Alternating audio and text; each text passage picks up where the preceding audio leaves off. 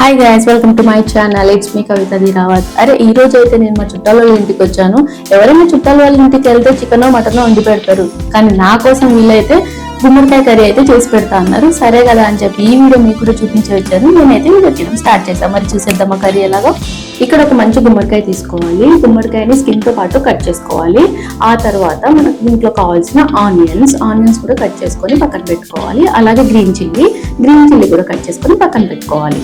దీంట్లో కావాల్సిన ఇంగ్రీడియంట్స్ అన్ని నేను ఇక్కడైతే చూపించేస్తున్నాను. నెక్స్ట్ ప్రాసెస్కి వెళ్ళిపోదాం. ముందుగా బాండి పెట్టి ఆయిల్ వేసుకొని కాగిన తర్వాత జీలకర్ర, కరివేపాకు, పోపు దినుసులు వేసిన తర్వాత పచ్చిమిర్చి కూడా వేసుకోవాలి. వెల్లుల్లి రెబ్బలు, అంతేకాకుండా ఇందులో ఎండుమిరపకాయలు కూడా వేసుకోండి. ఉల్లిపాయలు వేసిన తర్వాత కొంచెం వేయించినాక జింజర్ గార్లిక్ పేస్ట్ కూడా వేసుకొని కాసేపు పచ్చివాసన పోయేదాకా వేయించండి. ఆనియన్స్ వేగిన తర్వాత ఇందులో పసుపు, కారం, అలాగే గుమ్మడికాయ ముక్కల్ని వేసి కాసేపు ఉడకడానికి టైం పడుతుంది కాబట్టి మనం మూత వేసుకోవాలి.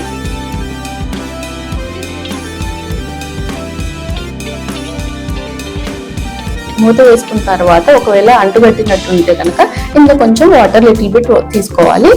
గుమ్మడికాయ ముక్కలు ఉడికిన తర్వాత ఇందులో తగినంత సాల్ట్ వేసుకోవాలి.